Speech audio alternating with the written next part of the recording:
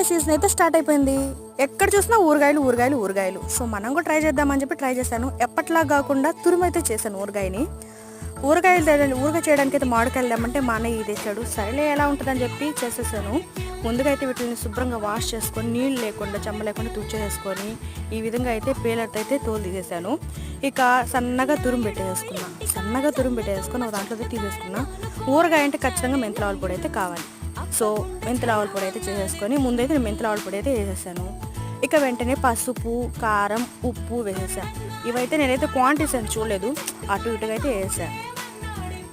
దాని తర్వాత అయితే బాగా కలిపేసుకున్నాను, చేత్తోనే కలిపేసుకున్నాను.